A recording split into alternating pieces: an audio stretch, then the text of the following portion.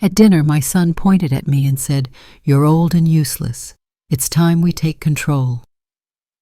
3 days later, I quietly cashed a check for $800,000 and began a second life without them.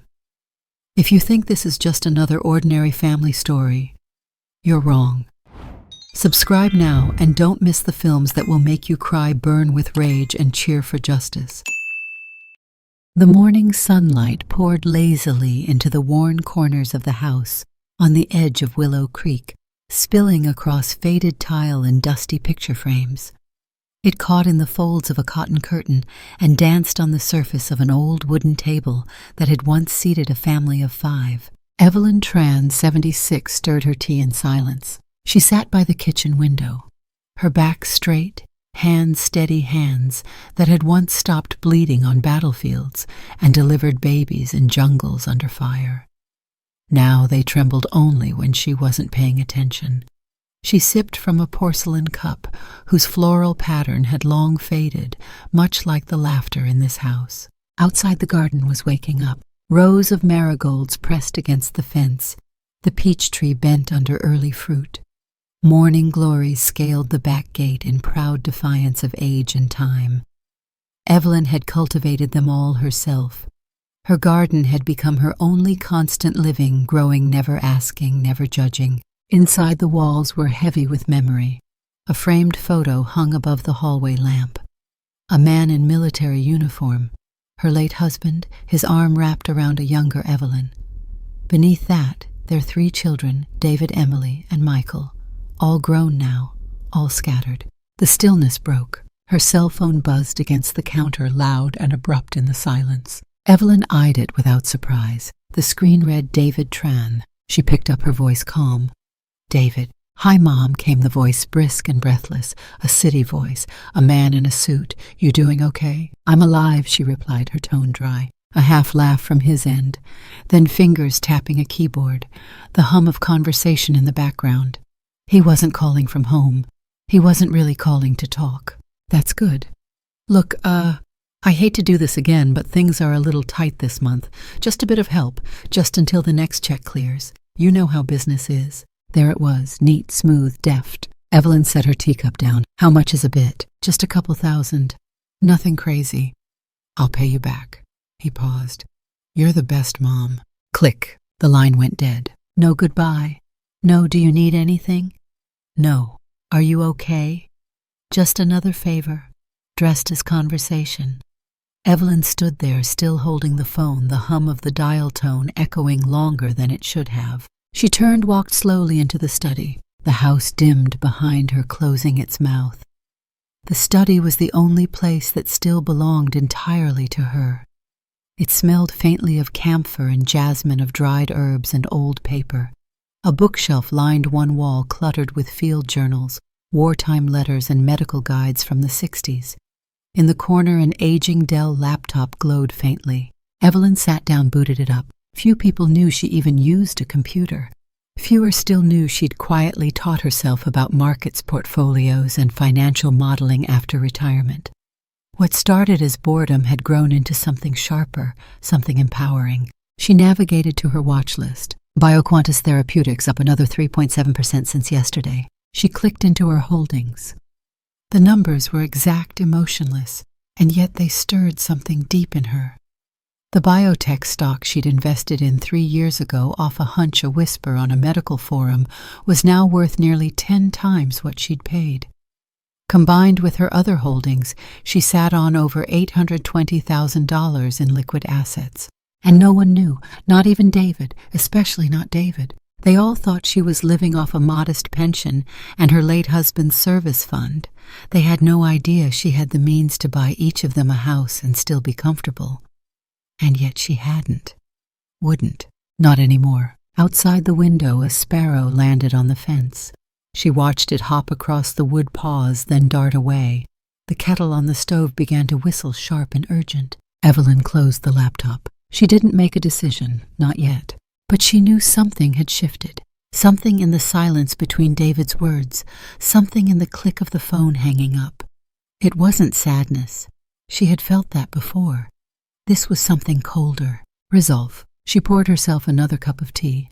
The jasmine scent rose again, curling into the air like smoke from a long-forgotten fire. In her mind, she pictured her son in his downtown office, dressed in pressed suits, making calls, closing deals, asking his mother for money without shame. Her lips curled slightly, not in bitterness, in knowing. It was time. Time to stop answering calls that never asked the right questions. Time to stop financing a family that forgot who the foundation was. Time to do something for herself. The walls of the house listened. And this time they did not echo back sadness. They stood with her. The dining room in Evelyn Tran's house had once been filled with noisy children and spilled rice bowls. Back when the walls echoed with questions like, "Can I go outside?" or "Do I have to eat the greens?" But tonight everything about the room felt off, formal, cold. The overhead light buzzed faintly, casting a sterile glow over the glossy surface of the table. Evelyn sat at the far end, quietly spooning rice into her bowl, while her son David, always the speaker, spun a warm narrative with surgical precision. "To health," he said, lifting his glass of wine, "and to making sure Mom is living the life she deserves." Across from him sat Clara, his wife, her lips frozen in a hostess smile too wide for the occasion.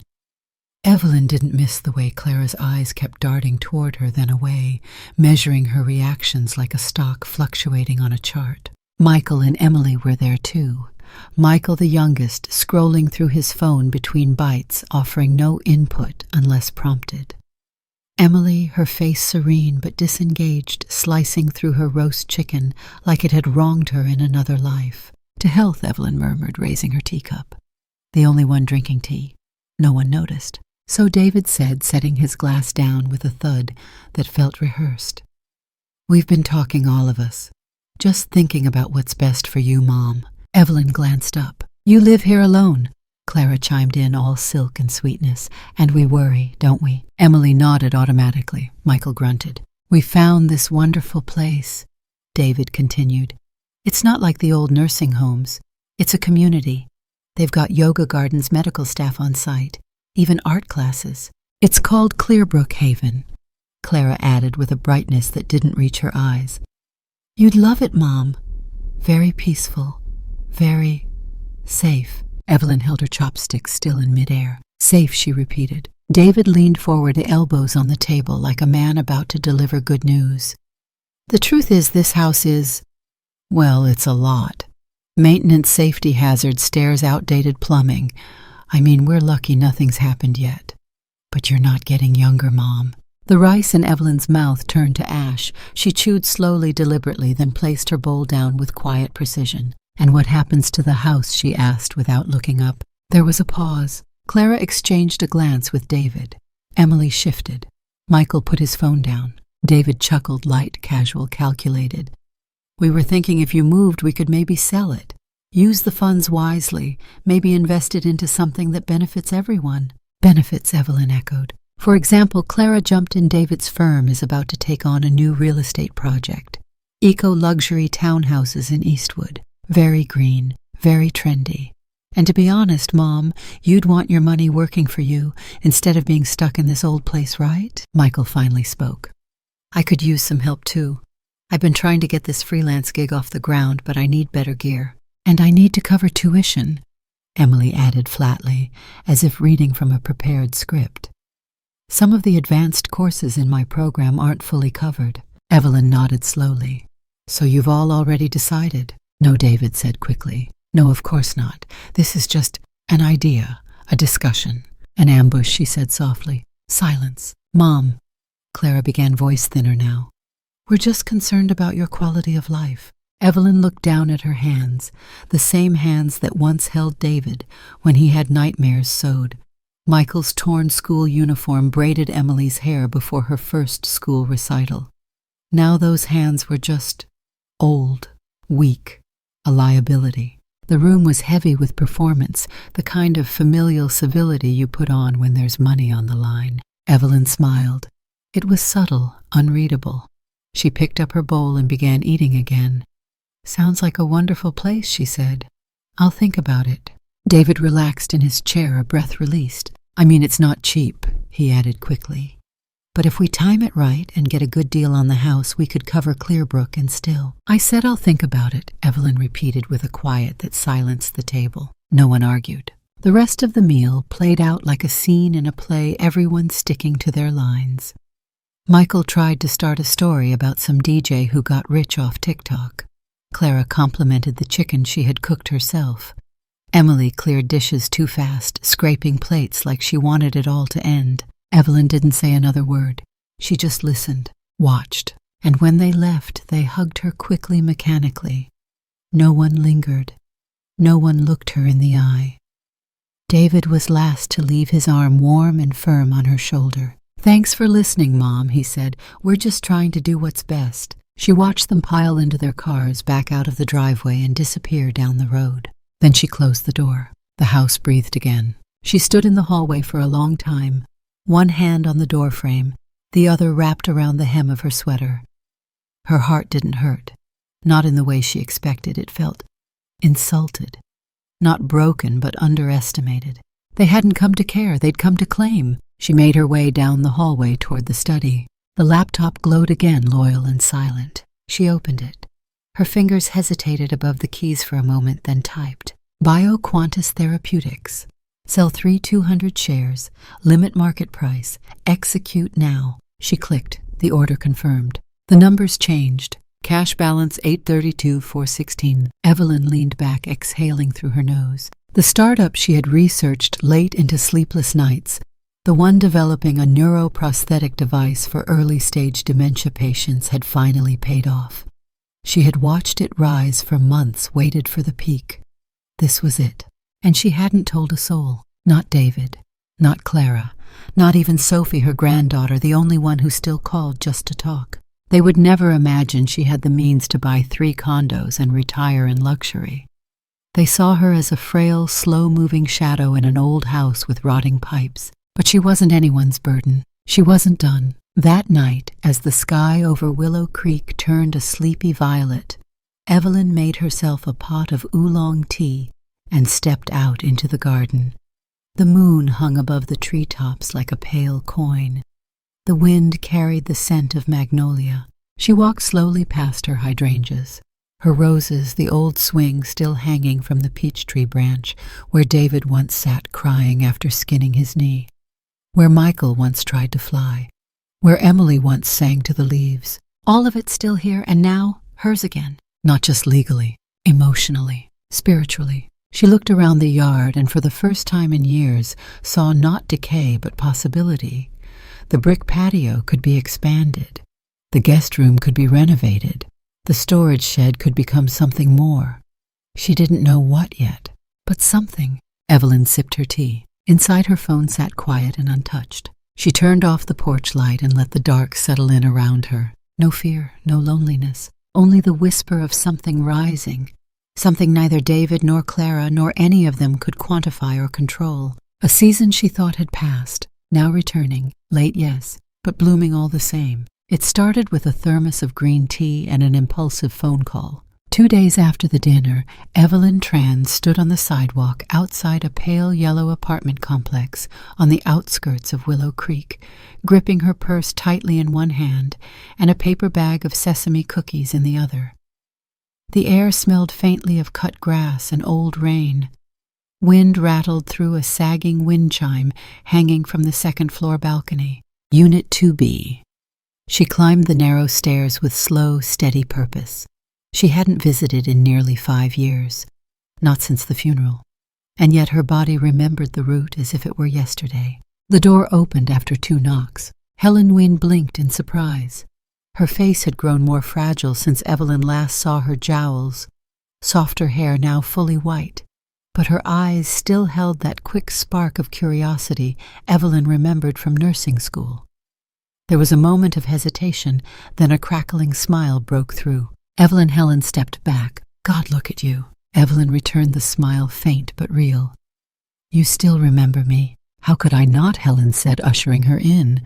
"You were the only one who could make instant coffee taste like tea." The inside of the apartment was dim, cluttered, and smelled faintly of mothballs and microwave soup. A folding table had replaced a dining set. Two folding chairs flanked a tiny television set. In the corner, a stack of old newspapers leaned against a walker. Helen gestured at the couch. "Sit, ignore the mess. I've been meaning to clean since the Obama administration." They sat. The silence was warm, familiar. Evelyn placed the bag of cookies on the table between them. "You still like sesame?" she asked. Helen opened the bag and chuckled. "I thought about these last week. Haven't had them in years." They poured tea into mismatched mugs and sipped in companionable quiet. "I read about David's new project," Helen said eventually. "Big real estate thing. Eastwood, right?" Evelyn nodded. "And your house still holding up?" "It's older than both of us," Evelyn replied. "But she hasn't fallen yet." Helen smiled. But there was something behind it, a heaviness. Her fingers traced the edge of the cup, slow and distracted. "You still working with the shelter?" Evelyn asked. Helen shook her head. "Closed last year. Lost funding. Besides, my knees gave out. I can't drive much anymore." "Are you okay here alone?" Helen's gaze lingered on the window. "I've gotten used to silence. It's not as lonely when you expect it." That line landed like a weight in Evelyn's chest. She understood it too well. They sat in quiet again, but this time it was not gentle. It was thick with the weight of two women who had spent decades giving and had learned to take nothing. Outside, a child's laughter broke the air. Evelyn turned her head, catching sight of a little girl chasing pigeons near the sidewalk. She looked back at Helen. "You ever think," she began slowly, "what would have happened if we had chosen differently?" Helen looked puzzled. "Differently how?" "If we had said no more often. If we had kept something for ourselves instead of giving it all away." Helen huffed a dry laugh. "My husband used to say I gave until I was empty. Then he left. Guess he didn't like the silence either." Evelyn didn't respond right away. She stared into her tea.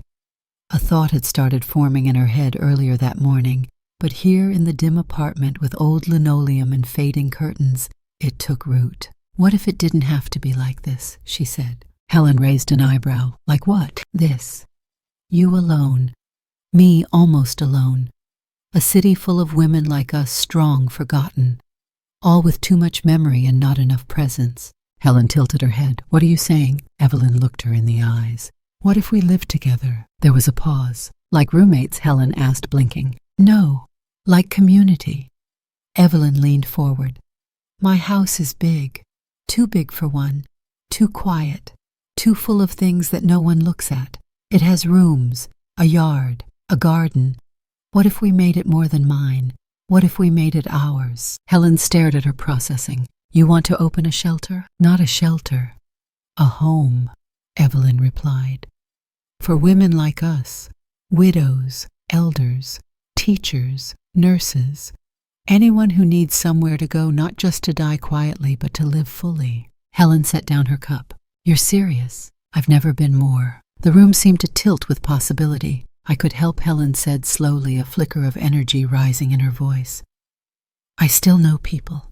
Some of the women I worked with. God, they'd jump at this." "I have some savings." Evelyn continued, skipping over the specifics.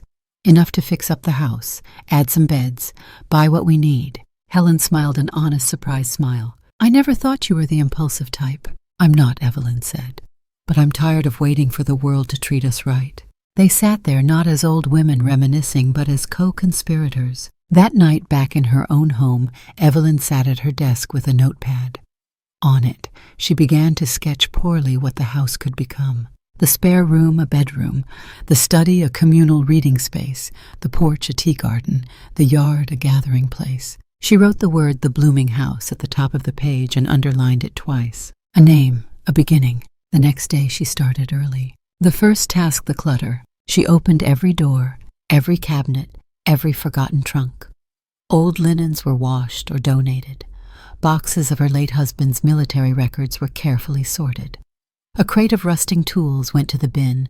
In the hallway, she stacked things in rows: keep, donate, burn.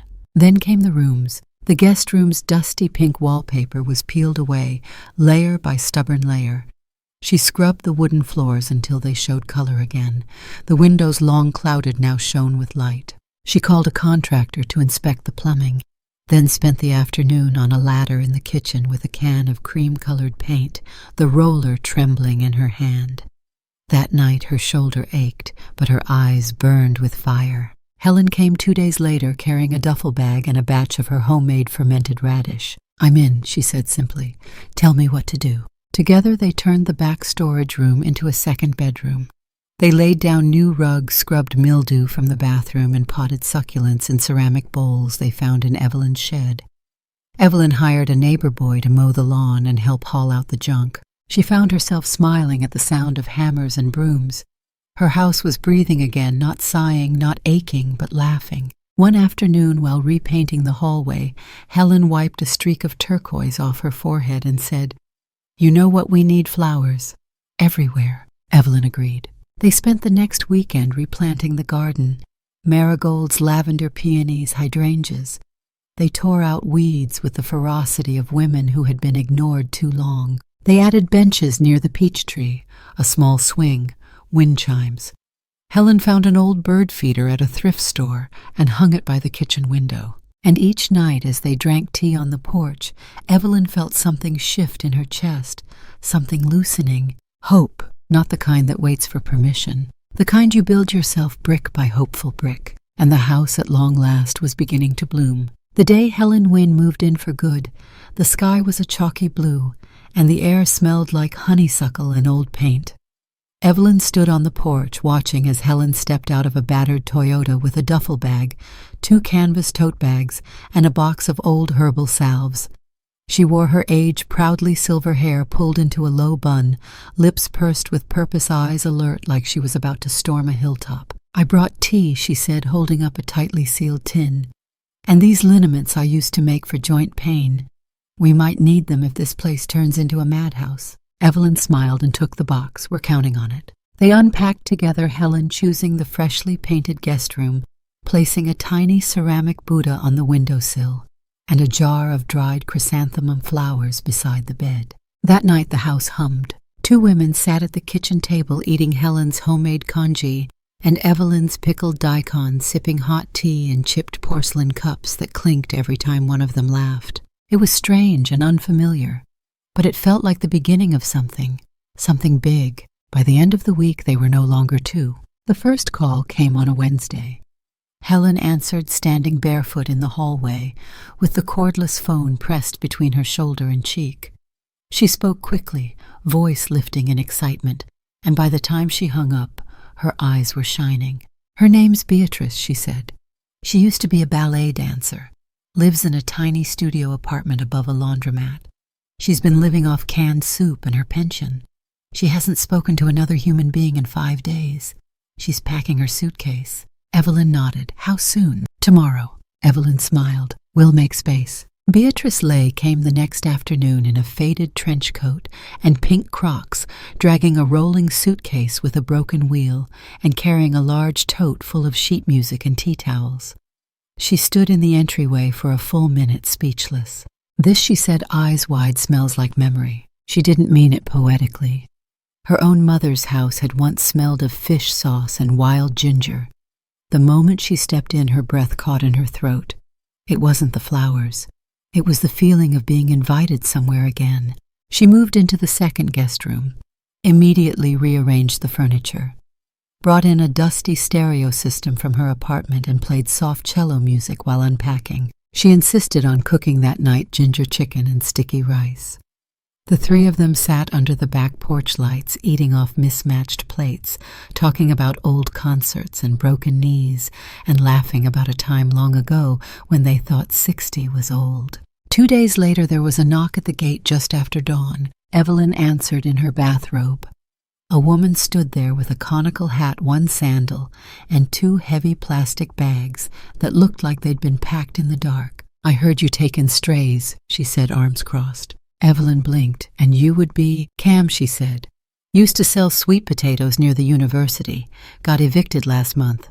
Don't like shelters. Too many rules. You got rules." "Just 1," Evelyn said. "Help where you can. Stay if you mean it." Cam nodded and stepped in without another word. She set up camp in the old study turned guest room number 3, and within 2 hours had swept the porch, tightened 2 loose screws on the back steps, and trimmed the dead leaves off the potted orchids. "She works like a general," Helen whispered. "She lives like a warrior," Beatrice added. "I like her," Evelyn said simply. Within a week, the house wasn't just full, it was alive. At sunrise, Helen and Cam took turns stretching on the back porch, leading each other through slow Tai Chi routines, while Beatrice, in a ridiculous pink bathrobe, practiced breathing exercises and hummed through vocal scales. In the afternoons, Evelyn turned the shady corner of the garden near the mango tree into a communal planting station.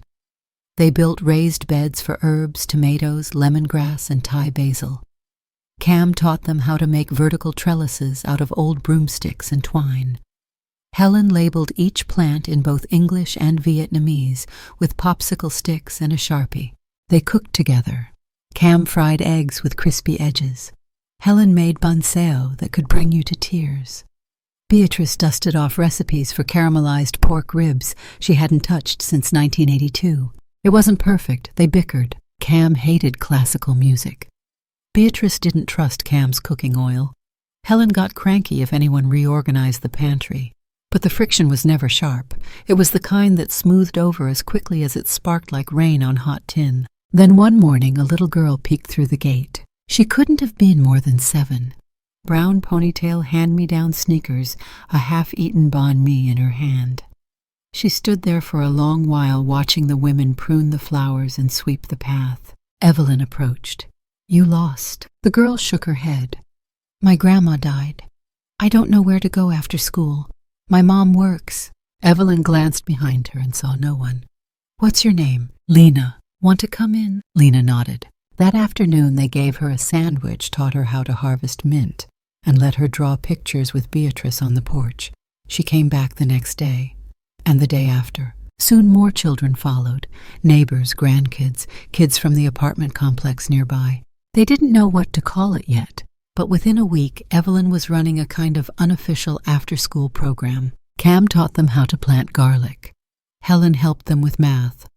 Beatrice led breathing exercises and occasionally twirled her old bones snapping, but the kids clapped anyway. They opened a plastic tub full of donated books.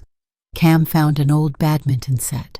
Evelyn started keeping juice boxes and orange slices in the fridge. It wasn't just a home anymore. It was something new, something growing. And at the center of it all, like a sacred monument, was the old mango tree. Tall, wide roots, tangled and gnarled branches curving over the back patio like arms around a body. It had stood there since Evelyn's children were young. It had shaded birthday parties, family arguments, and sleepless nights. Now it became the heart of the blooming house. They set a round stone table beneath it, a circle of folding chairs. Someone painted a sign and nailed it to the trunk of the living room. Kids played there after school. Adults drank tea there at sunset. The women took turns reading aloud under it.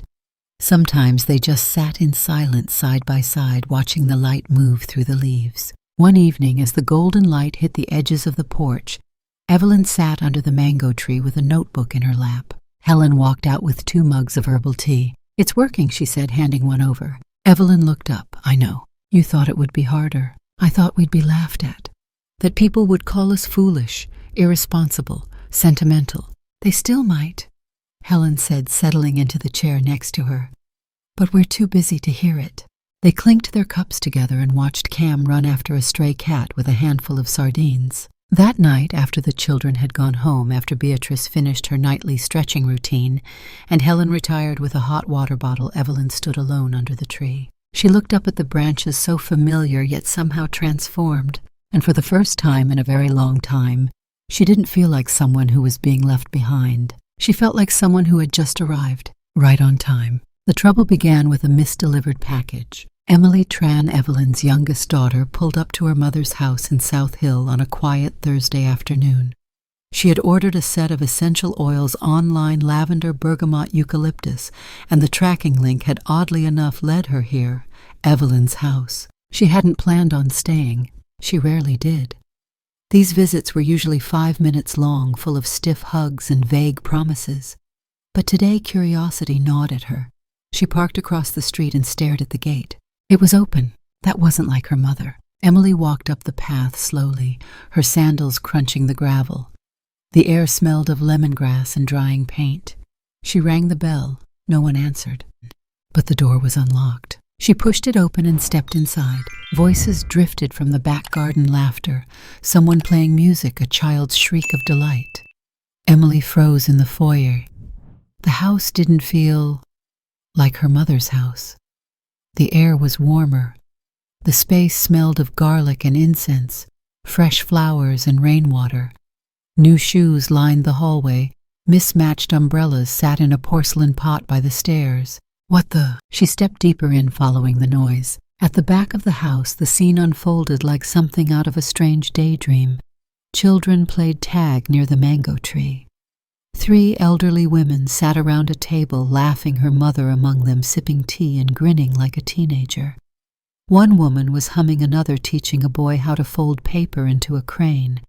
A clothesline full of aprons and towels fluttered across the yard like flags of a tiny nation. Emily stood there stunned. Her mother saw her first. Evelyn rose, setting down her cup. "What is going on?" Emily asked, eyes darting from face to face. "Who are all these people?" Evelyn walked over slowly. "These are my friends." "You have a daycare in your house." "No," Evelyn said calmly. "This is something different." Emily's lips parted, closed, then parted again. "Why didn't you tell us? Why are there strangers living here? You're letting them sleep in the house." Evelyn's smile faltered. "They're not strangers, not anymore." Emily didn't answer. Her eyes darted around the garden like she was trying to find something familiar and failing. "I think I should go," she said, turning. "Emily," but she was already gone. That evening, the Tran family group chat ignited. "Emily, just visited Mom." "Emily, something's going on." "Emily, there were strangers in the house, women, kids." "Emily, she called them residents. Said she lives with them now." "Emily, I don't know what the hell this is, but it's not normal." The first to reply was David. "David, wait." "What, David? Are you serious?" Clara chimed in a moment later. "Clara, are you sure she hasn't been scammed? These people could be taking advantage of her." Then Michael, maybe she's losing it. Dementia. "Clara, should we be worried about her safety?" Emily, she didn't look confused, she looked smug. "David, this is getting out of hand. We need to talk to her, soon." The word intervention was floated minutes later. David didn't wait. The next morning he called each sibling individually.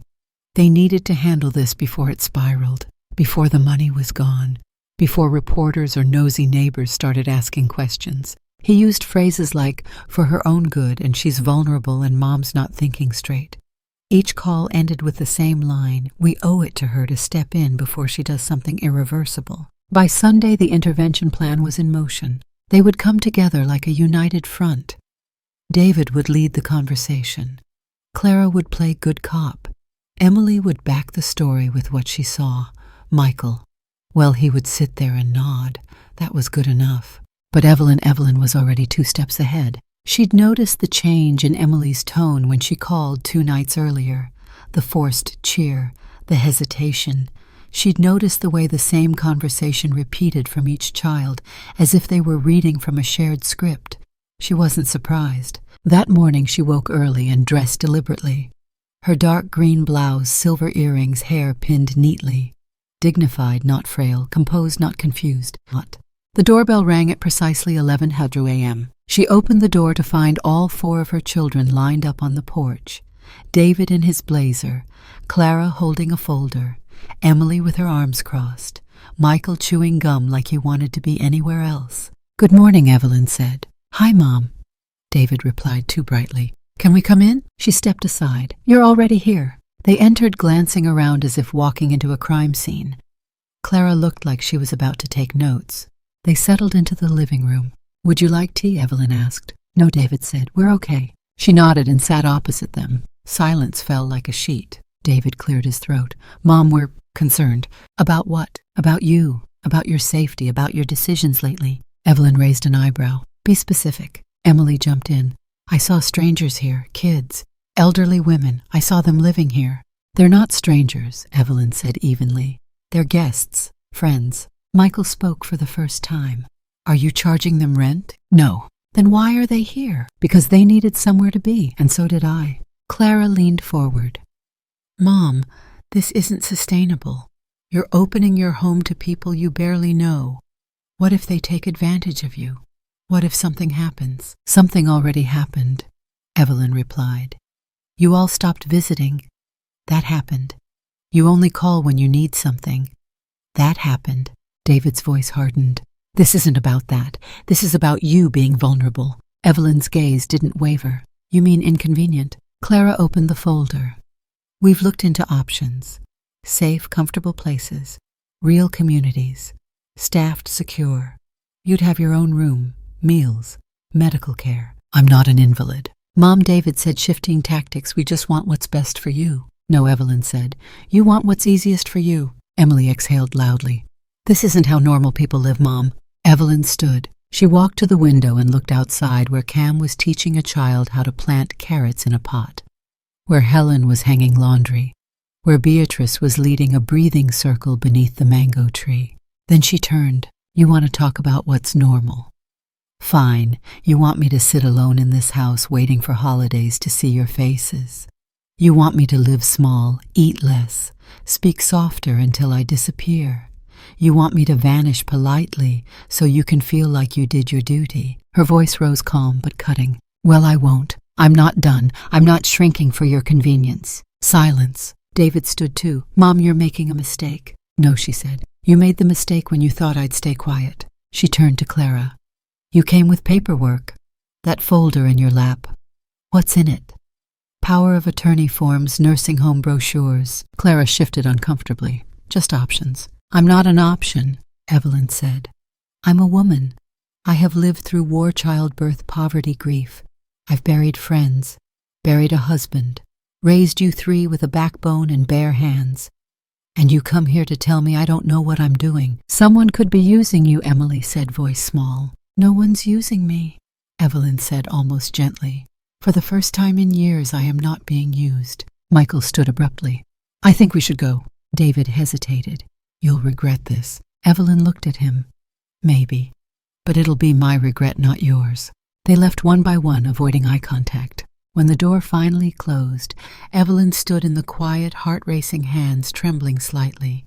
But it wasn't fear. It was fury. It was freedom. Outside, the mango tree swayed, unbothered by the storm. Inside, Evelyn poured herself a cup of tea. She had survived the intervention, but she knew deep down this was only the beginning. The first sign was the way his car door slammed. Evelyn Tran looked up from the porch steps where she'd been pruning dead basil leaves.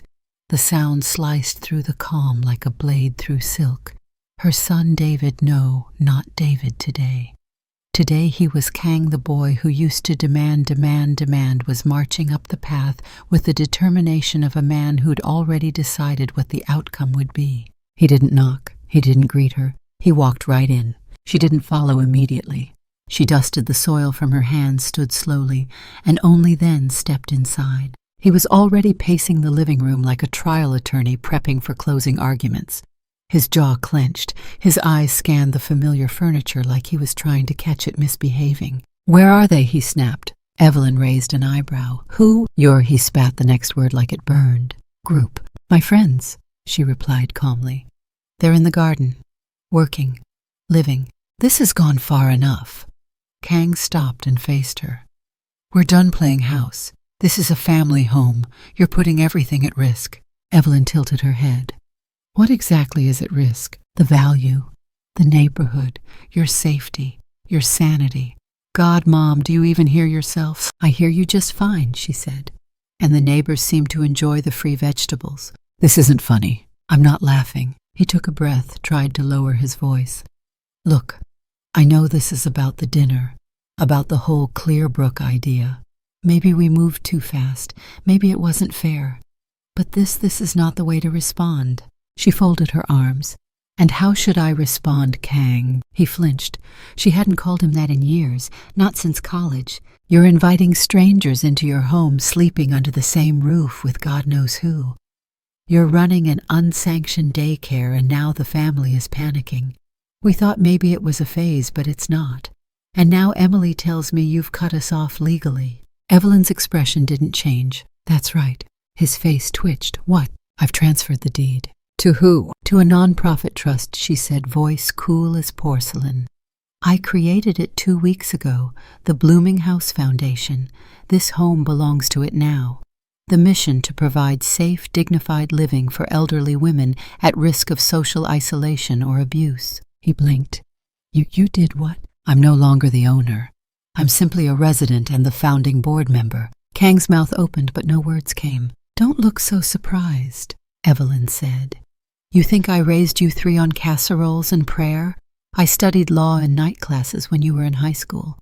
I've had an attorney on retainer for years. She's quite good. You can't be serious. Completely. You'd give away our house, he thundered. Our legacy. No, she said quietly. I protected it from you. He stepped forward, fists clenched. This is insane. What's insane, she replied without blinking, is assuming that I'd sit here in silence while you tried to shuffle me off to a care home like an outdated appliance. I did not. You came here to sell this house. She interrupted, her voice rising just slightly. You came to carve up my life, my history, my garden into investment blocks. And now you're angry I beat you to the deed. His voice dropped an octave. Cold now. Professional. This isn't over. If you think a trust shields you from litigation, you're wrong. We'll contest it. We'll prove mental instability, emotional manipulation, financial recklessness, elder abuse. Take your pick. Evelyn turned away and walked to the kitchen. The tea kettle was still warm from earlier. She lit the stove calm and measured. You can try, she said over her shoulder, but I have every document, every receipt, every timestamp. I've kept journals, email threads, video logs, and witnesses, lots of witnesses. She turned back, pouring hot water into a ceramic teapot with wildflowers hand-painted on the side. She set 2 cups on the table and looked him in the eye. Tea. He didn't move. I'm not afraid of you, Kang, she said, placing the teapot down. I changed your diapers. I held you when you broke your arm on that stupid skateboard.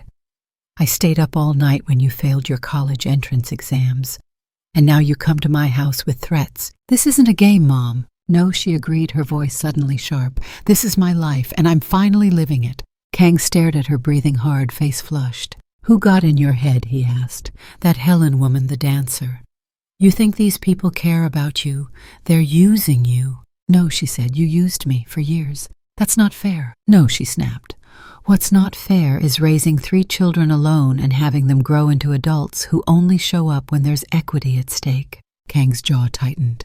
If you want war, you've got it. Evelyn didn't flinch. She poured the tea. Then as steam rose in lazy spirals, she met his gaze and smiled. Not cruelly, not bitterly, just with clarity. Try, she said. He stared at her for another full beat, his chest heaving with unsaid things.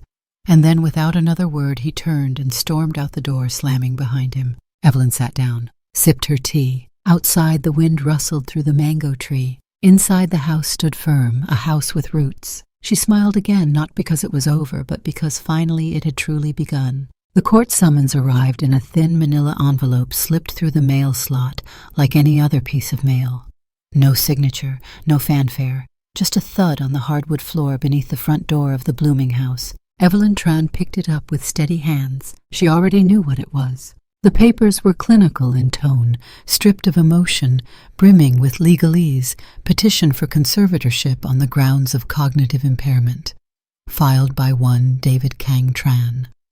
Attached were affidavits from all 3 children, including statements of concern about Evelyn's sudden personality change, uncharacteristic financial behavior, and apparent susceptibility to manipulation by non-family individuals. She closed the folder, exhaled. It wasn't the betrayal that stung, she had long felt that coming. It was the cowardice, the quiet, calculated nature of it, no phone call, no visit, just a lawsuit dropped like a bomb. By sunset, Helen had read the documents twice and muttered the same thing each time.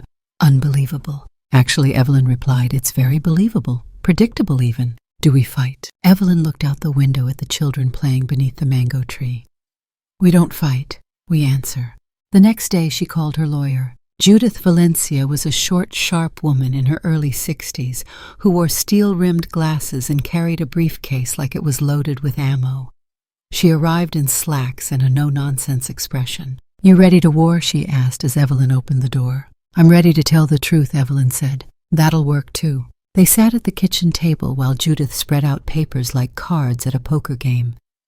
Evelyn had done the work, every investment account, every transaction notarized and time-stamped, medical records, annual checkups, letters from doctors attesting to her sharpness, even video logs she'd recorded over the past year where she explained her decisions just in case. "Damn," Judith muttered. "You could run a hedge fund with this level of organization." "I nearly did," Evelyn said with a faint smile. Then came the media. It started as a whisper on a local Facebook group. A user posted a snapshot of the blooming house's new garden captioned, "Local grandma opens home for abandoned elderly women, her son's suing her." By morning, a local online paper ran a headline, "Willow Creek widow sued by children for taking in elderly roommates." And by the end of the week, national outlets had picked up the scent. CNN, BuzzFeed, NPR. They all came calling. Evelyn refused interviews. Judith did not. "She's not crazy," Judith told reporters. "She's not confused. She's not coerced. She's just done being disposable." That quote made it to the front page of the San Francisco Herald the morning of the first court hearing. Outside the courthouse, a small crowd gathered. Women with walkers, elderly couples holding signs that read, "Let her bloom and not property, not crazy, just free." Inside the courtroom, the air buzzed with tension. David sat stiffly beside his attorney face, expressionless, but eyes flicking toward the reporters in the back row. Clara sat behind him, arms crossed. Emily and Michael flanked her like backup dancers with matching grimaces. Evelyn entered through the main aisle, not flanked by children or lawyers, but with Helen on one side and Judith on the other. Beatrice and Cam sat in the row behind Beatrice, wearing a lavender shawl, Cam glaring daggers at the Tran children. The judge was a woman in her 70s named Marjorie Kavanaugh. Gray bun. No nonsense. The hearing began. David's lawyer spoke first. Calm, controlled, concerned. He painted a picture of an elderly woman in decline. One who had withdrawn from family, given away control of assets associated with questionable individuals. He presented Evelyn's decision to form the blooming house as erratic, her behavior as unpredictable, and her financial choices as reckless. When he finished, David stood. "Your Honor, we love our mother," he said, "but we believe she's being exploited. This community she's building, it's a cult of personality, not a real plan. We're afraid for her safety and mental well-being." Then Judith rose. She didn't pace, she didn't perform. She laid out the facts. Ms. Tran is not just mentally sound, she's methodical. She anticipated this attempt at control long before her children put it in writing. Here are bank statements showing the steady growth of her investments. Here is her medical clearance from 2 independent neurologists. Here is a notarized document signed 2 years ago, outlining her long-term plan for property reassignment executed without duress, coercion, or confusion. She walked to the jury box and set down a stack of documents. And here, she said, is a copy of the blooming house's 501c3 status, legally recognized by the IRS, funded independently, with no beneficiaries aside from the community it serves. The courtroom murmured. Then came the character witnesses. Helen spoke first. "Evelyn saved my life, not just by giving me a place to live, but by making me want to live again." Then Beatrice. "She gave me a stage when no one else would let me speak." Then Cam. "She didn't ask me for a damn thing, just handed me a key." Each testimony chipped away at the quiet caricature David had tried to paint. Then at last Evelyn took the stand. She looked directly at the judge. "Your Honor," she began, "I'm not here to accuse my children. I raised them to be strong, strategic, capable, and unfortunately sometimes that includes being calculating. But I did not raise them to own me." She paused. "I am not confused. I am not ill. I am not irresponsible. What I am is finally free." Her voice did not tremble. Her hands did not shake. The entire room was still. "I have spent decades being a mother, a wife, a nurse, a volunteer. I have buried love. I have poured my soul into children who now see me as an asset to be managed. This house, my house, was never a commodity. It was a sanctuary. Now it is again." She looked briefly toward her children. "I forgive them. but I do not surrender to them." The judge took 30 minutes to deliberate. When she returned, the room held its breath. In the matter of conservatorship, she said the petition is denied. A murmur, then silence. Judge Kavanaugh continued, her voice firm. "This court finds no evidence of mental incapacity, coercion, or financial mismanagement. Miss Tran's actions are deliberate, legally sound, and frankly inspiring. We need more people like her in this world, not fewer." The courtroom erupted. Outside, the media swarmed. Evelyn didn't speak. Judith gave one quote. She stood her ground, and the law stood with her. That night, the Blooming House threw a party. Not a loud one, but joyful, soulful. The mango tree was lit with string lights. Children danced in the grass. The women sang old songs, poured tea, and passed around mango sticky rice. Neighbors came. Even the mailman dropped by with a bottle of lemonade. At one point, Evelyn stepped into the house to grab extra cups. In the hallway, she found Michael standing alone, half in shadow. "Hey," he said. She raised an eyebrow. "Surprised to see you here." He shrugged. "Wasn't gonna come, but I saw the live stream." She nodded. "I meant what I said in court." "I know," he said. "You were right." A long pause. "I don't know what happens next," he added, "but if you ever need a ride to Costco, I can be that guy." She smiled, soft but real. "I'll keep that in mind." Outside, laughter swelled.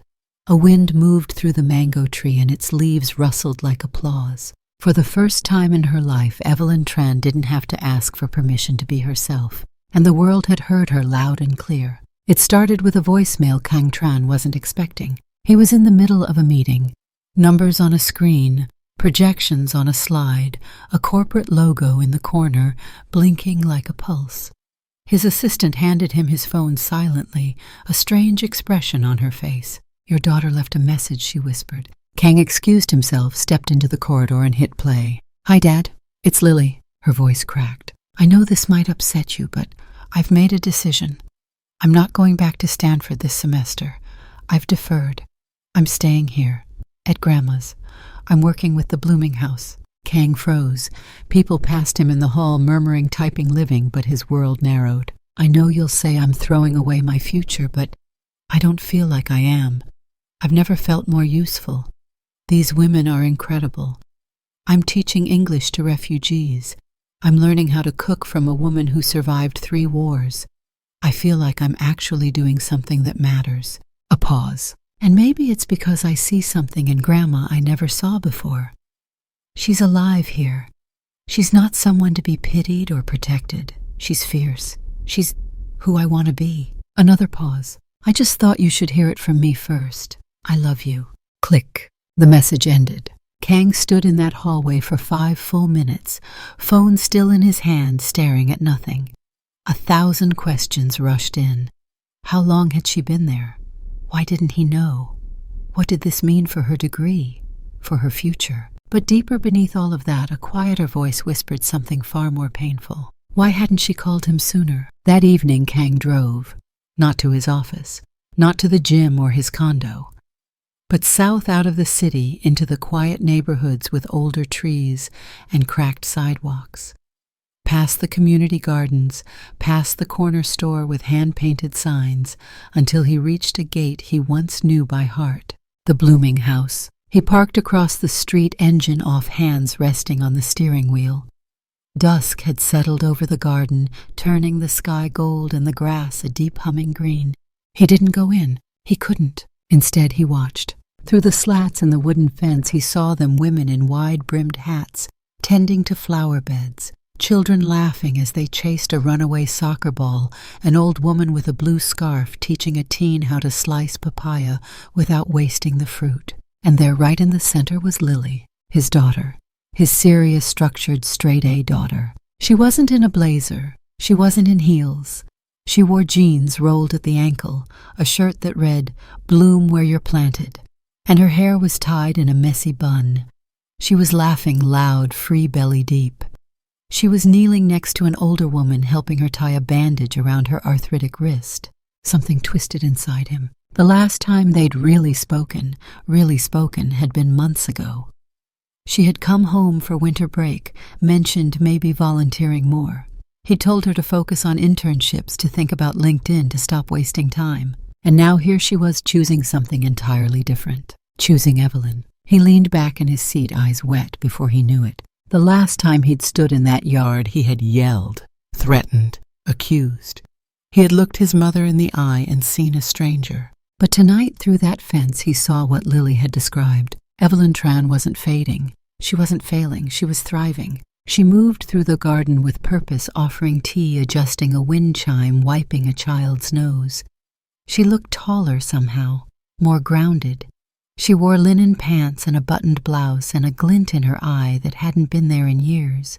He hadn't just misjudged her. He had nearly buried her. And now, his daughter was blooming in the very soil he tried to dig up. Kang gripped the steering wheel, tight, loosened, tight again. In his mind, he saw his own father, stern, silent, distant. A man who left before Kang could ask the questions he really wanted answered. A man who measured worth in money and silence, not hugs or honesty. A man who came to graduations late, if at all. And here Kang was decades later, repeating the cycle with clinical precision. Was this how it always went? Was distance inherited? He looked up again. Lily was handing Evelyn a watering can. They spoke briefly, laughed. Evelyn reached out, tucked a strand of hair behind her granddaughter's ear. Lily leaned into it like it was the most natural thing in the world. Kang's throat tightened. How many moments like that had he missed? He stepped out of the car without realizing it. Stood there, hands in his pockets, staring at the gate. He didn't open it. Instead, he walked closer just enough to hear. And then Cam slipped on the cucumbers Beatrice was saying, voice high with laughter. More laughter. Someone gasped. Not again. Lily's voice rang out. She swore it was the dog's fault. Even Evelyn laughed, a full-bodied, raspy sound that cracked something in Kang's chest. He stood there at the edge of something vast and unreachable, just listening. And for the first time in years, maybe ever, he felt the shame settle in. Not the shame of losing a lawsuit, not the sting of reputation, but the ache of absence. The aching realization that his daughter had found something here, that he had failed to offer her presence. Connection, a sense of being seen. And he had tried to bulldoze it. A breeze moved through the mango trees, sending leaves fluttering to the ground like pieces of memory. Kang turned to leave, but couldn't. Not yet. He leaned against the wooden post beside the gate, eyes closed. Behind him, the laughter continued, the warmth, the light. He was on the outside now by his own design. And still, a part of him wondered if it was too late to step back in. But for now, he stayed, listening. As if the wind might carry some of that joy to him, just enough to remember what love sounded like. The sun had just begun to dip below the hills of Willow Creek when Evelyn Tran stepped out onto the porch of the blooming house. She felt the shift in the air, warm, giving way to cool gold light, turning to amber.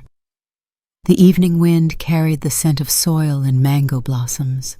She didn't flinch when she saw him. David Tran stood just beyond the gate. His hands were tucked into the pockets of his expensive slacks.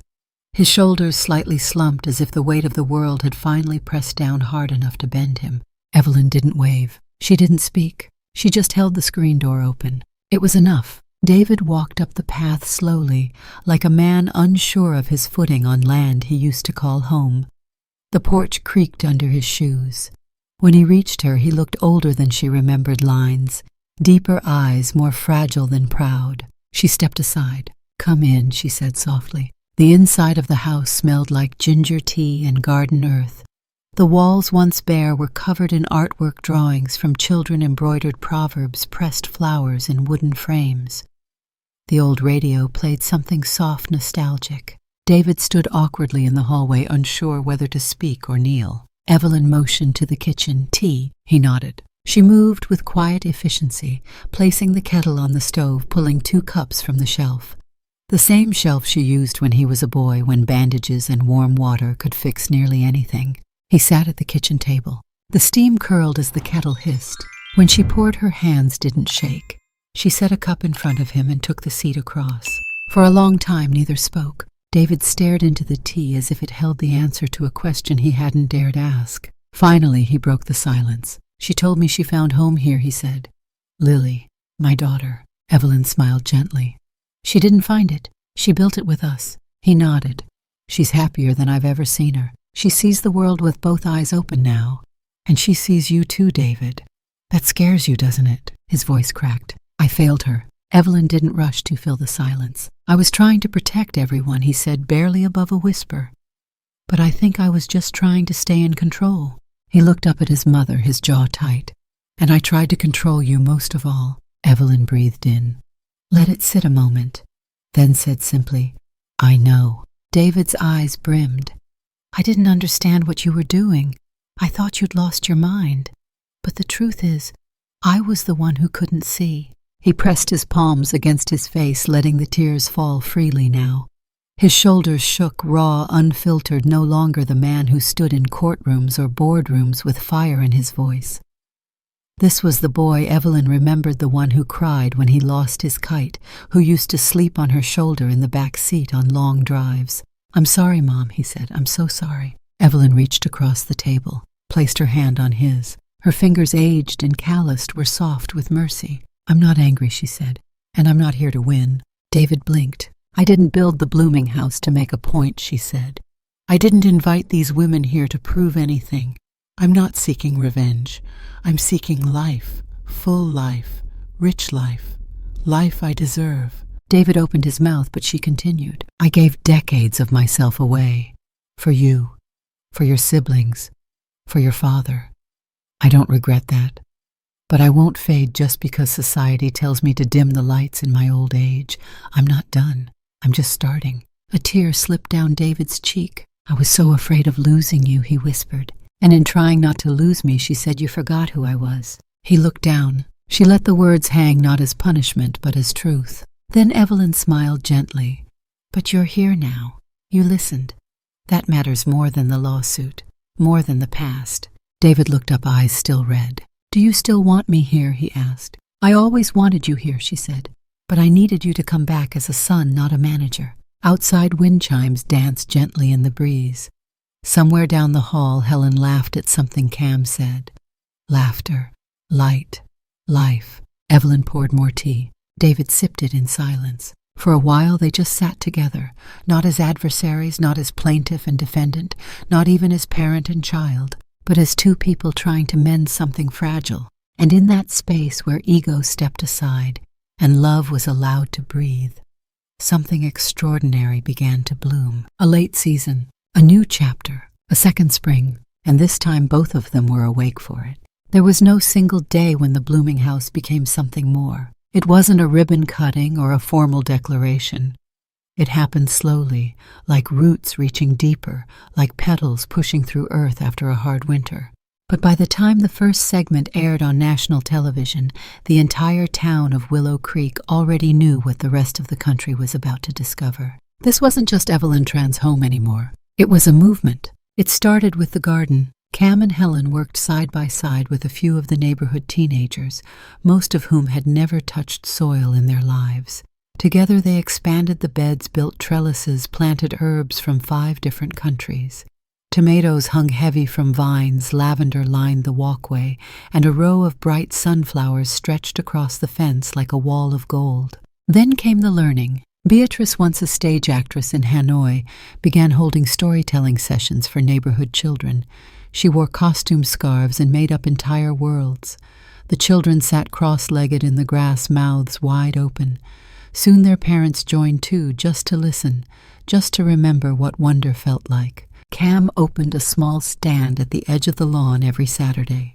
She brewed tea, poured it into mismatched porcelain cups, and offered it for free. In exchange, people dropped off books, donated supplies, or stayed to talk. Word spread.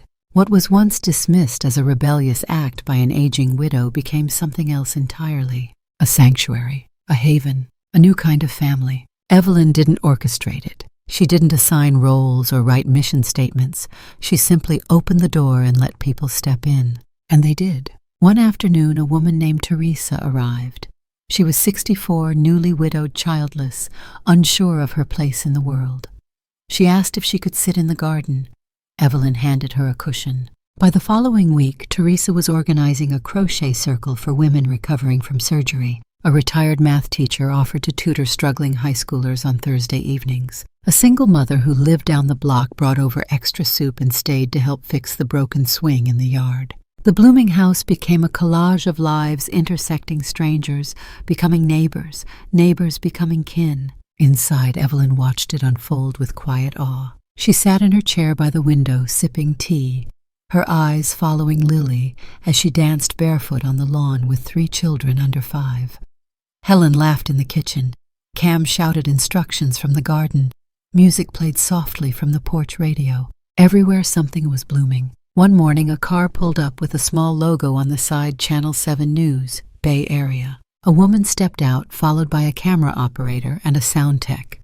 She was young, polished, and already sweating under the California sun. Evelyn met her at the gate. Mrs. Tran, the reporter, asked. "I'm Maya Ellis. We'd love to speak with you. Your story is, well, it's gone viral." Evelyn raised a brow. "I didn't know I had a story." Maya smiled. "You do now." They sat beneath the mango tree. The wind lifted the chimes, rustling the branches overhead. Maya adjusted her mic, then gestured toward the camera. "Can you tell us how this all started?" she asked. Evelyn looked around, at the garden, the chalk drawings on the pavement, the laughter inside the house, the life that now echoed in every wall, every leaf, every shared cup of tea. "It started," she said, "with loneliness." Maya tilted her head. "Loneliness. I was surrounded by people most of my life," Evelyn explained. "Children, co-workers, patients. And yet after a while, I realized no one really saw me anymore. Not as a woman, not as a mind, just a function, a caretaker, a relic." She sipped her tea. "So I made a choice," she continued, "to stop waiting for permission, to stop fading quietly." Maya sat back, visibly moved. "Did you ever imagine this would become a community center?" Evelyn smiled. "I didn't imagine anything. I just opened the front door." The interview lasted an hour. They talked about aging, identity, inheritance, loss, and growth. Evelyn didn't hold back.